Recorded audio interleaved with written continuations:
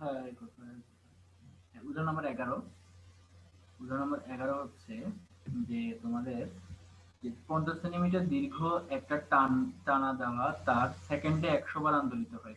তাহলে সেকেন্ডে সেকেন্ডে 1 সেকেন্ডে 100 বার মানে হচ্ছে ফ্রিকোয়েন্সি 100 হার্জ।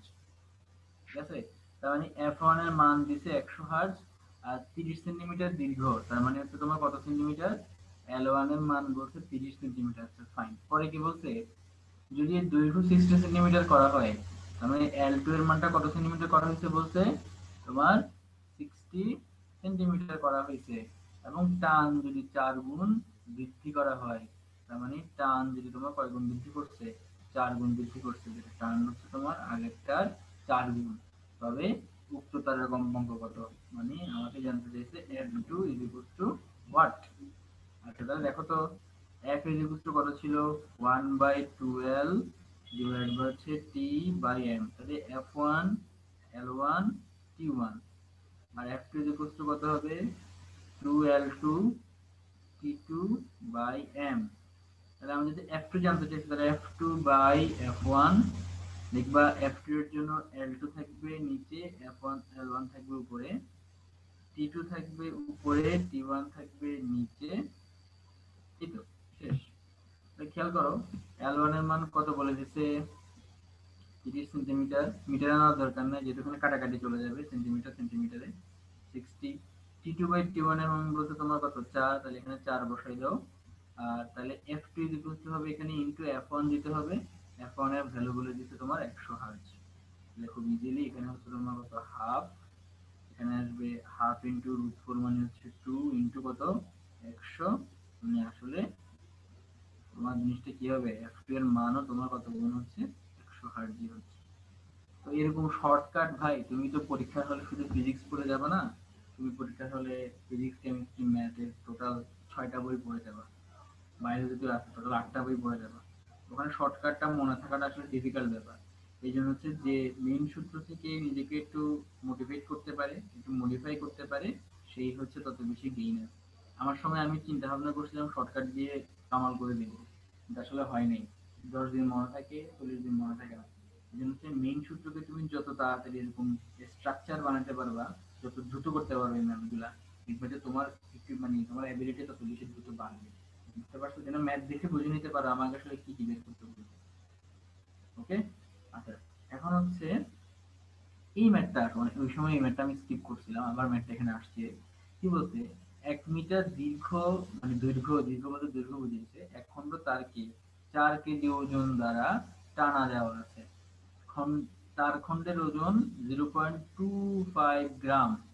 তাহলে সৃষ্ট 8 তরঙ্গের ব্যাগ কত হবে? তাহলে ব্যাগের দেখো, আমরা জানি F ইজ ইকুয়াল টু হচ্ছে তোমার কি বলে এটাকে, F ইজ ইকুয়াল টু হচ্ছে তোমার ভি বাই ল্যামডা। আচ্ছা, আবার F ইজ ইকুয়াল টু হচ্ছে তোমার n by 12 into T by M. তো আসলে দেখা যায় যে এই জিনিসটার ভ্যালুই হচ্ছে তোমার 1/λ। আসলে বইতে আছে, বইটা একটু দেখবা, এটার ভ্যালু হচ্ছে 1/λ ইন্টু এফ এর মান হচ্ছে তোমার টি বাই এম। এখান থেকে পাই আসলে ভি ইজ ইকুয়াল টু হচ্ছে টি বাই এম। এম এর মান হচ্ছে তোমার একটু আগে বলছিলাম একক দৈর্ঘ্যের ভর, একক দৈর্ঘ্যের ভর। আর হচ্ছে টি এর মান তো তোমার জানি টান। তাহলে এখন কোশ্চেনে বলছে যে 4 কেজি ওজন দ্বারা টানা আছে, তাই টি এর ভ্যালু হচ্ছে তোমার 4 কেজি ওজন, তাহলে কেজি না বলছে, তাহলে এখানে নিউটন নিতে হলে কি নিতে হবে? 9.8 দিয়ে গুণ করে দিতে হবে। আর ছোট এম এর মান কত? ছোট এম এর মান হচ্ছে তোমার 0.25 গ্রাম, এটাকে কেজিতে নিতে হবে।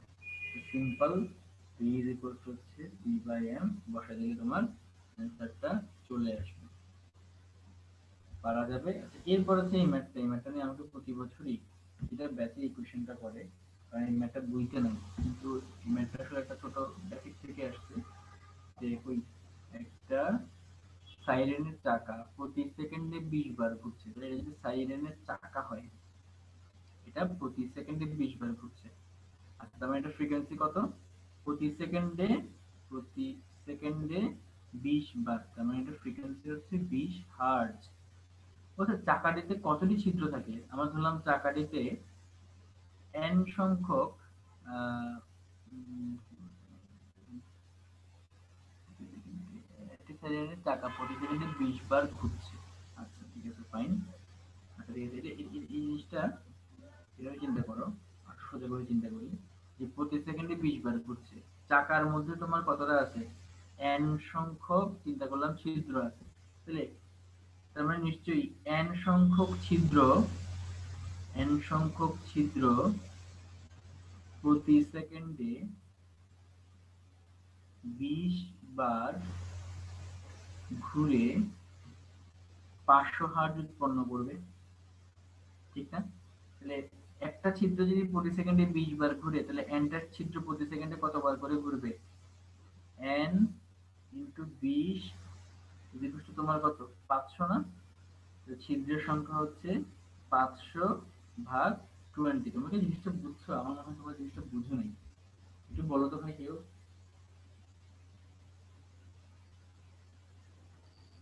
এটা আবার বলেন না। আবার একটু বলতে হবে, হ্যাঁ বুঝতে পারো একবার বলো। মানে হচ্ছে দেখো, এটা হচ্ছে একটা সাইবেক, এটাকে সিবেক সাইরেন বলে আর কি। এই সাইরেনের মধ্যে অনেকগুলো ছিদ্র আছে। তোমাকে বের করতে হবে পুরা সাইরেনের কম্পাঙ্ক কখন তোমার কত হবে?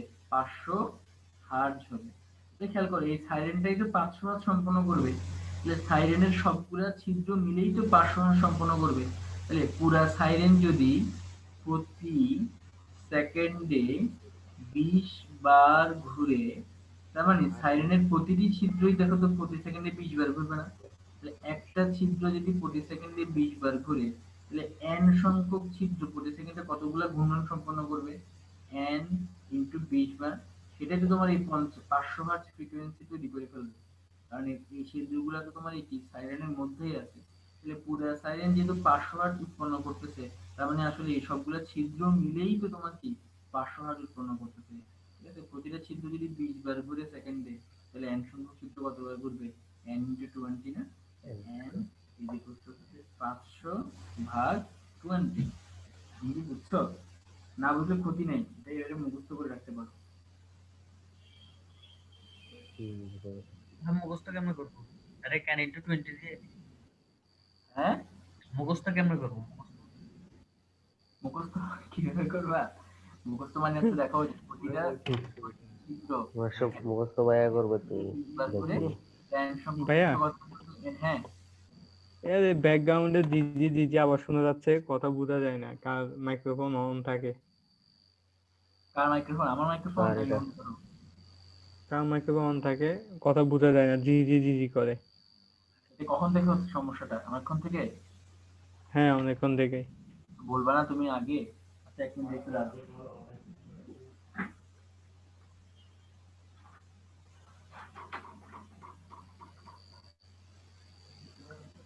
ফ্যান চলতেছে নাকি?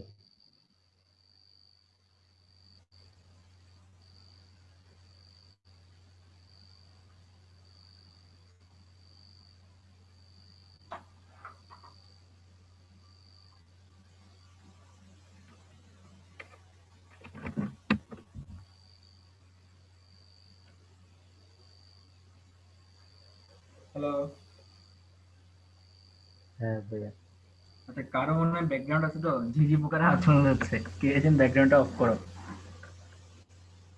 ভাই ওইটাই বলে, জিজি পোকার আওয়াজ শোনা যায়। এখন ঠিক আছে। ঠিক আছে, যাক, তোমাকে হচ্ছে যে একটা রোমান্টিক একটা ওয়েদার দিচ্ছে, বুঝছো? ঝিঝি পোকার আওয়াজ দিয়ে যেন তুমি পড়াটাকে অনেক উপভোগ করতে পারো। এখন দেখো আমার ম্যাটটা কি, বুঝছো?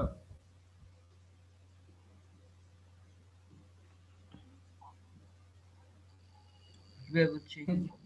হ্যাঁ ঝিঝি পোকা তো সাজ্জাদ, ঝিঝি পোকা তো সাজ্জাদ, বুঝছো? হ্যাঁ, আচ্ছা, না, ঝিঝি ভাইয়ার মনে পোকা, হয় ফ্যান চলতেছে নাকি? না না, শীতকালে কি ফ্যান চলছে?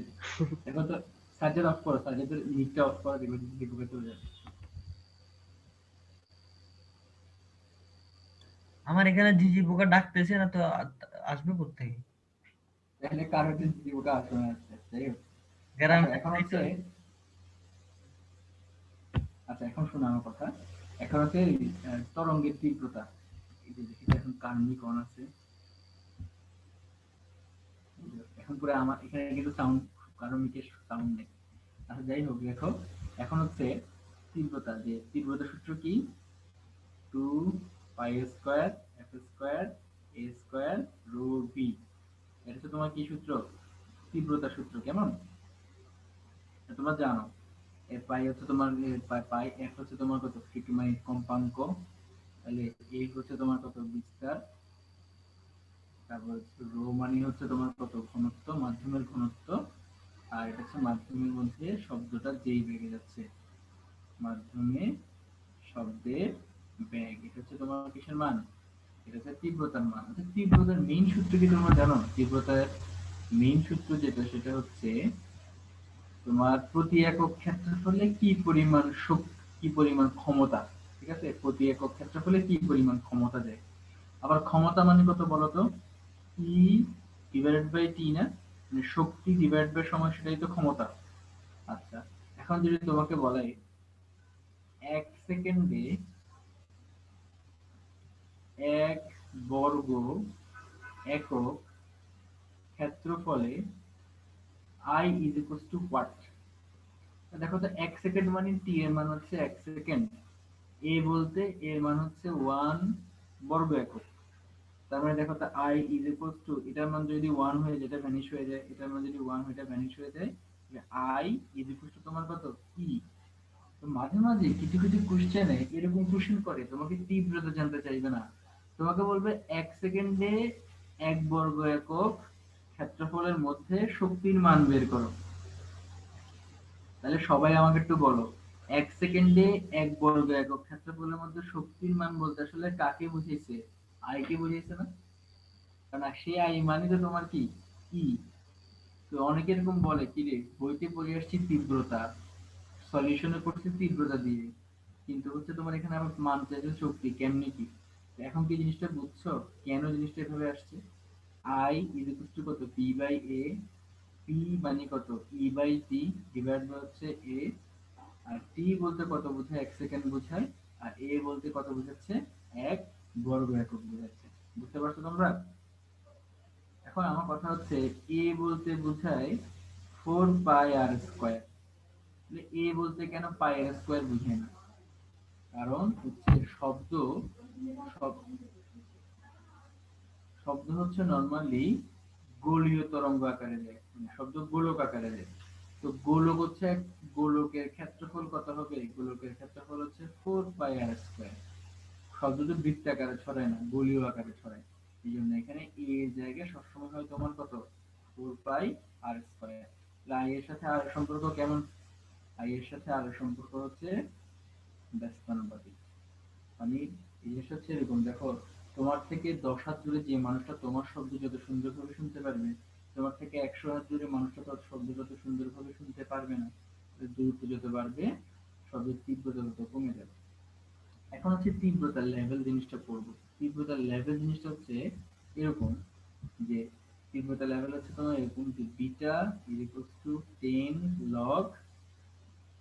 log আই ডিভাইড হচ্ছে আই নট, মানে প্রমাণ তীব্রতা শব্দের সাথে যে কোনো তীব্রতা শব্দের অনুপাতটাকে আমরা কি বলি, বিটা বলি। ঠিক আছে, এখন যদি বলা হয় তীব্রতার পার্থক্য কত হবে, তার মানে বিটা 2 মাইনাস বিটা 1 হবে এরকম, 10 log আই 2 ডিভাইড হচ্ছে তোমার কত, আই আই 1 এরকম কিছু একটা হবে। এখন দেখো এখানে তার কোশ্চেন করছে কি, একটা পোল্ট্রি ফার্মের মালিক তার ফার্মের মুরগির সংখ্যা 500 থেকে বাড়াইয়া 2000 করার সিদ্ধান্ত নিল। তাহলে ফার্মের শব্দের তীব্রতা লেভেল কত বৃদ্ধি হবে, মানে কতটুকু পরিবর্তিত হবে। তো ভাইয়া পড়াইছেন তীব্রতা, কোশ্চেন দিয়েছেন মুরগির সংখ্যা, তো কেমন জানি। দেখো একটা ঘরে 5 জন থাকলে সে যেরকম তীব্রতা দিবে, 100 জন থাকলে কি তার থেকে আরো বেশি তীব্রতা দিবে না? তাহলে সেটাই আর কি, যে বিটা বিটা হচ্ছে 2000 থেকে বিটা 500টা মুরগির যে তীব্রতা লেভেল পার্থক্য, সেটা হচ্ছে 10 log 500টা মুরগির তীব্রতা, মানে আসলে 500 বলতেছি, 2000টা মুরগির তীব্রতা আর হচ্ছে 500টা মুরগির তীব্রতা। কি কাটাকাটি গিয়ে 3 লগ 2000/500 থাকে। তুমি কি জিনিসটা বুঝছো, এই তীব্রতার জিনিসটা?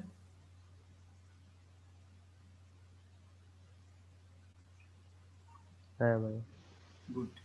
তারপর বলছে যে হাটের ম্যাটটা 100 লোকের সমাগম হয়, ওই হাটে 3000 লোকের সমাগম হলে এখানে হয় কি দেখো তো, 3000 ইন্টু আই মানে 3000 লোকের তীব্রতা আর 1000 লোকের তীব্রতা, এখান থেকে আসে এই জিনিসটা 3 লগ। ঠিক আছে। হ্যাঁ নরমালি লাস্টের যে ম্যাথ, প্রক্রিয়াটা আই নট দিয়ে না প্রকাশ করে। হ্যাঁ সেটা হচ্ছে শুধুমাত্র একজনের তীব্রতা লেভেল বললে, কিন্তু এখানে তো দুইটা জিনিসের তীব্রতা লেভেল তুলনা করতেছো, তখন হচ্ছে I2 ডিভাইড বাই হচ্ছে তোমার কত হবে, I1 হবে। বুঝতে পারছো?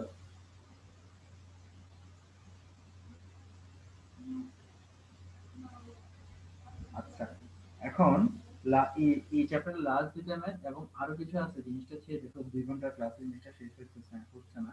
তো আমরা আজকে ক্লাসে এতটুকু পর্যন্ত রেখে, মানে লাস্টের যে ম্যাথটা সেই ম্যাথটা করে নেক্সট ক্লাস হচ্ছে বিটের কিছু ম্যাথ আছে, এই বিটের ম্যাথটা হচ্ছে তোমাদেরকে দিয়ে দিব, করিয়ে দিব। আর উল্টোতনে কিছু ছোট ছোট জিনিস আছে সেটা আমরা করবো। তবে তার আগে হচ্ছে আমরা একটু লাস্টের উদাহরণ 14টা একটু করে আসি। উদাহরণ যে 14টা, এটা হচ্ছে একটু সবাই ভুল করে, এটা তোমরা ইন্টারভিউ করছো যে অডিও ক্যাসেট প্লেয়ার এবং টিভি তীব্রতা লেভেল যথাক্রমে 92 ডেসিবেল, তারপর হচ্ছে 86 ডেসিবেল। তো এদের সম্মিলিত শব্দের তীব্রতা লেভেল কত? সবাই মনে করে কি আরে এখানে তো ক্যাসেট প্লেয়ারের তীব্রতা লেভেল দেওয়া আছে, টিভির তীব্রতা লেভেল দেওয়া আছে, দুইজনে একটু যোগ করে দিই, যোগ করে দিলে খুব ইজিলি পেয়ে যাবে। কিন্তু আসলে না, কখনো কোন তীব্রতা লেভেল জিনিসটা কি দেখছো না একটু আগে, তীব্রতা লেভেল আসলে কি দুটো জিনিসের অনুপাত। তুমি কখনো চিনি আর তালের অনুপাত, মানে চিনি আর তালের অনুপাতের সাথে লবণ আর স্যালাইনের অনুপাত কি মিক্সড করতে পারবা? জিনিসটা খাপ্পা হয়ে যাবে না? একই রকম ভাবে কোন একটা অডিও ক্যাসেট প্লেয়ারের তীব্রতা লেভেল হচ্ছে একটা অনুপাত দিয়ে বোঝায়, একই রকম ভাবে টিভির তীব্রতা লেভেল কি বোঝায়, একটা অনুপাত বোঝায়। দুটো অনুপাতকে কখনো হুট করে যোগ করা যায় না সমান করা ছাড়া। এই জন্য তোমাকে আগে ক্যাসেট প্লেয়ারের তীব্রতা বের করবা, টিভির তীব্রতা বের করবা, তারপর তাদেরকে যোগ করলে সম্মিলিত শব্দের তীব্রতাটা বের হবে। ঠিক আছে। এখন আমি এত বেসিকে যাব না, আমরা হচ্ছে একবারে যেভাবে পরীক্ষা ম্যাথটা করবো, যে পরীক্ষায় যদি কখনো দুইটা অডিও ক্যাসেট প্লেয়ারের তীব্রতার জিনিসটা বলে দেয় এবং লাস্টে বের করতে বলে কি সম্মিলিত শব্দের তীব্রতা লেভেল, তার সূত্র হবে এরকম, বিটা যদি করছো 10 দিবা, লগ দিবা, এই জায়গা আগের মতো করে আই নট দিয়ে দিবা। এখানে হবে তোমাকে যে ডেসিবেলের এককটা দিয়ে দিছে 10 টু দি পাওয়ার সেই ডেসিবেলের এককটা, মানে এই যে 92 যেটা দিছে তাকে 10 দিয়ে ভাগ করবা, তাহলে কত আসবে 9.2। তারপর শেষে যেটা আছে তাকে 10 দিয়ে ভাগ করবা, তার মান আসবে 8.6। এই 10 এর মাথায় সে 9.2 যোগ 10 এর মাথায় সে 8.6 ইনটু একটা আই নট দিবা, এবারে এই আই নট কাটাকাটি করছে, দেন ক্যালকুলেটরকে বললে ক্যালকুলেটর তোমাকে অ্যান্সারটা দিয়ে দিবে। তুমি কি শর্টকাটটা বা জিনিসটাকে বুঝছো কেমনে করবো, যে কখনো যদি ক্যাসেটটারে তীব্রতা লেভেল এরকম বলে দেয়, আগে এগুলো করে ফেলবো, দেন হচ্ছে জিনিসটা চলে আসবে। ভাই ক্যালকুলেটর কি সব আছে এটা ব্যবহার করতে দিবে? যে ভার্সিটি গুলোতে ব্যবহার করতে দিবে না তুমি মনে রাখবা, সেই ভার্সিটি গুলোতে এই ধরনের কোয়েশ্চেন কখনো করবে না। ঠিক আছে। ওই ভার্সিটি যদি আচ্ছা ভাই। 100টা কোয়েশ্চেন করে, তবে মনে রাখবা তার মধ্যে 90টা কোয়েশ্চেন দিবে হাতে করার মতো, বাকি 10টার মধ্যে 7টা দিবে হাতে করার মতো কিন্তু একটু কষ্ট করতে হবে, আর বাকি 3টা হবে গাধা বাছাই করার জন্য। গাধা কেমনে বাছাই করবে, এই 3টা ম্যাথ তুমি নিজে দেখলেই বুঝবে যে ক্যালকুলেটর ছাড়া কখনো সম্ভব না। এই 3টা ম্যাথ তোমাকে ছেড়েই আসতে হবে। কখনো কোনো ভর্তি পরীক্ষা 100তে 100 আনসার করা যায় না, এটা পসিবল না, কারণ ওখানে অনেক ব্যাপার স্যাপার থাকে। এখন তুমি যদি এই 3টা কোশ্চেনের জন্য 10 মিনিট খাওয়াই দাও, 10 মিনিট না আমি ধরে নিই 5 মিনিট খাওয়াই দিছো, তুমি অলরেডি 5 মিনিট খাওয়াই দিছো মানে তুমি অলরেডি ওই ভার্সিটিতে 5000 পেছনে পড়ে গেছো। তো সেজন্য হচ্ছে এরকম ম্যাথ যেগুলো দেখবা ক্যালকুলেটর ছাড়া সম্ভব না, ধুম করে পারো, যেগুলো একবারে এক চান্সে উত্তর মারা যাচ্ছে সেগুলো আগে মেরে আসবা। তারপর দেখবে যেগুলো একটু কষ্ট করলে তোমার অ্যান্সার মিলতেছে সেগুলো করবা। তারপর যেগুলো দেখবে ক্যালকুলেটর ছাড়া করাই যাচ্ছে না, যদি দেখো অ্যান্সারটা তোমার পরিচিত, বইয়ের ম্যাথ মুখস্থ আছে, মনে দিতে পারো, তুমি যদি দেখো না সম্ভব না ভাই, 3 নাম্বারের লোড করতে গিয়ে নিজের যে ম্যাথটা অ্যান্সার করে আসছো সেখান থেকে নাম্বার কেটে আসবে না। এটা তোমরা অবশ্যই আমার থেকে ভালো বুঝবা। তুমি মনে রাখবা ঢাকা ইউনিভার্সিটিতে যেহেতু ক্যালকুলেটর করতে দিচ্ছে না, ঢাকা ইউনিভার্সিটি কোশ্চেনগুলো তোমরা একটা অ্যানালাইসিস করে দেখবা ওখানে শুধু ক্যালকুলেটরে করার মতো কোনো ম্যাথ নেই, সবগুলোই হাতে করা যায়। ইভেন ওখানে ওরা দেখবা কোনো কোনো ম্যাথে জি এর মানটা হিসাবে সুবিধার জন্য 10 বানাই দেয়। কোশ্চেন দেখে খেয়াল রাখবে জি এর মান কি 10 বলতে নাকি 9 ওদের ক্ষেত্রে দেখবে জি এর মানটা তোমাদের করে 10 বানাই দেয়, যেন খুব ইজিলি ম্যাথটা সলভ করা যায়। পারবা? তাহলে আজকে ক্লাসে এতটুকু থাকুক। সাজ্জাদ তুমি হচ্ছে এগুলা ইউটিউবে ছেড়ে দিও, ঠিক আছে?